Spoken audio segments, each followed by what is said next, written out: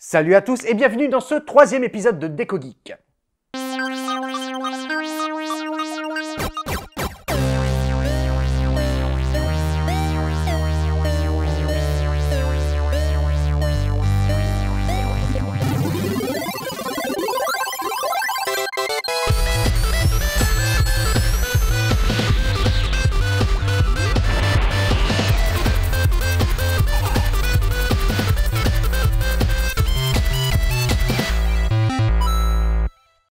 Avant de commencer l'émission, je tenais à vous souhaiter une bonne année. Une année riche en bonnes nouvelles, en créativité et en geekitude. Et cette année 2015 nous comblera aisément puisqu'elle sera bourrée d'événements intéressants. Pourquoi ça? Il y a vraiment beaucoup de choses en 2015? Ah mais carrément, que ce soit au niveau des conventions ou des films, cette année sera vraiment bien chargée. Par exemple, en octobre, tu auras le Comic-Con qui va s'installer à Paris et en fin d'année, tu auras la sortie du nouvel épisode de Star Wars. 10 ans après le dernier épisode.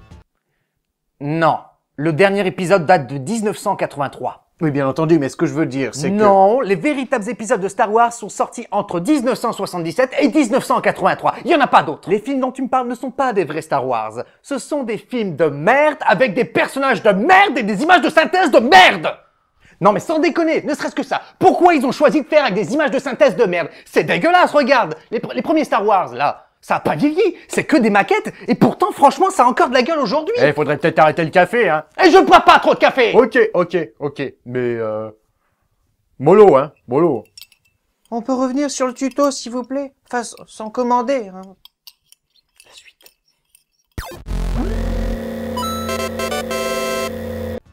Donc, comme je vous disais, cette année sera bien chargée, et je pense que ce calendrier va bien vous aider. Mais y a pas de petit chat là-dessus. Non. Ce calendrier met les mêmes à l'honneur. Bah attends, là, tu viens de nous dire le contraire. Quoi? Bah d'abord, tu nous dis qu'on fait pas de calendrier avec des chats, et puis après, tu nous dis que c'est le même. Mais non, tu confonds. Moi, je te parle des mèmes que tu trouves sur les réseaux sociaux, les forums, enfin... Qu'est-ce que je peux te... Je crois qu'il s'est perdu dans le vide intersidéral situé entre ses deux oreilles. Oui, mais il y a aussi des chats partout sur Internet, enfin moi je comprends plus rien. Regardez le diapo, ça sera plus clair. Voilà.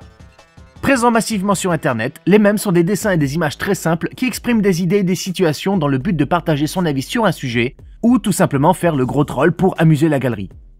Et puisque la grande part des internautes veulent autre chose que ces calendriers, éboueurs, facteurs, pourquoi pas astronautes, le mème doit être coiffé de laurier.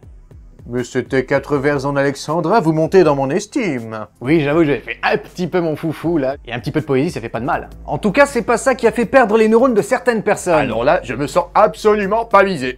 Faut croire qu'ils ont tous disparu dans ce cas-là. La suite. Pour ce calendrier, vous aurez besoin de peu de matériel cette fois-ci. Au niveau des matériaux, vous aurez besoin de un carton-plume de 5 mm d'épaisseur au format A3, les 13 feuilles composant le calendrier, mois et légende, une feuille qui fera l'entête, une feuille vierge, 2 attaches parisiennes, un cutter, un pinceau plat de 40 mm et un pot de vernicole. Commencez tout d'abord par aller sur le site de l'émission et imprimer les différents fichiers qui ont été préparés pour faire ce calendrier. Faites en sorte d'imprimer l'entête, les 13 feuilles du calendrier avec les mois et la légende, sur la totalité de la surface de la feuille. Ah, est-ce que vous avez pensé à différencier les zones académiques pour les vacances? J'y ai pensé, ne t'inquiète pas. J'ai fait des mois qui sont notés A, B ou C. Si tu sais où tu habites, tu connais ta zone académique et tu connais la lettre qui te correspond. Enfin voilà quoi. Dès que vous avez imprimé toutes vos feuilles, encollez l'entête du calendrier avec le vernicole en prenant soin de recouvrir toute la surface. Positionnez-le sur le carton-plume en le mettant en haut du support et marouflez avec votre pinceau pour éviter de laisser des bulles en dessous du papier.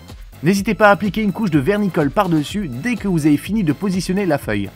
Lorsque cela a fini de sécher, retournez le calendrier et collez de la même manière une feuille vierge derrière l'entête. Cette feuille va nous servir à contrebalancer la déformation du support due au collage que nous avons fait. Contrebalancer, c'est quand on balance quelqu'un qui veut pas balancer? Non, le contrebalancement est une technique qui permet d'éviter les déformations dues à l'application d'une peinture, d'un vernis ou d'un collage sur un support. Par exemple, sur une porte, si vous appliquez une couche de peinture de ce côté-ci, elle aura tendance à tirer vers là-bas quand elle l'aura séché.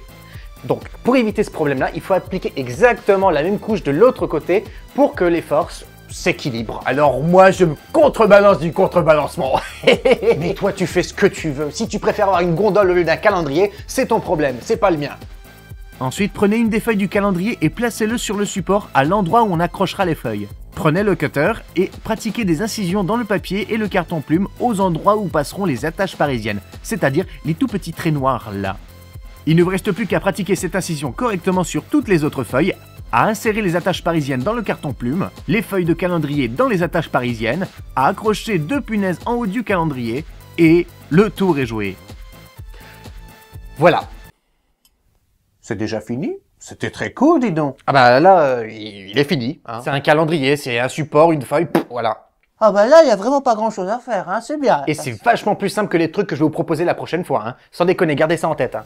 En même temps, le plus gros du boulot, c'était pour ma pomme. D'après vous, c'est qui a cherché les événements intéressants pour cette année? C'est qui a été rechercher les dates de convention plus ou moins importantes? C'est Bibi. Allez, maintenant on peut conclure. Ce calendrier étant terminé, il peut désormais trôner dans votre salon. Comme je vous l'ai précisé juste avant, ce calendrier répertorie des conventions que vous ne connaissez pas forcément, qui sont situées en France, en Belgique ou en Suisse. Et en plus, j'ai rajouté quelques journées mondiales et fêtes intéressantes qui pourraient ravir la plupart d'entre vous. Comme par exemple, vous pourrez savoir quand est-ce qu'on peut réellement fêter la culture geek, et vous saurez aussi quand est-ce que Marty arrive chez nous en 2015. Et au niveau des dates là, t'as pensé un petit peu à moi aussi? Oui, hein? oui, j'ai pensé à toi, j'ai noté la journée mondiale de la bière. Toi, t'es un chef. Je trinquerai pour toi ce soir. Et pour moi, il y a quoi? Alors toi, à la rigueur, je pense que la journée mondiale du câlin pourrait t'intéresser, étant donné que c'est le seul jour où quelqu'un pourrait tolérer un contact avec toi malgré ton physique ingrat. Je vous précise que ce calendrier est évolutif, puisqu'il y a des conventions qui n'ont pas encore été validées pour 2015, et vous pouvez me contacter pour rajouter une date que j'ai omis de noter. C'est la fin de cette émission, je vous embrasse sur la fesse gauche. Attendez, il manque un truc là. Vous avez raison, il y a comme un vide. Toi. Oui, toi. Tu n'as pas sorti ton jeu de mots à la con. Bah, moi non, mais je peux peut-être faire quelque Ah chose. non, surtout te force pas, c'est très bien comme ça. C'est la fin de cette émission, je vous embrasse sur la fesse gauche et je vous dis à bientôt pour un nouveau tuto. Ciao les crafters!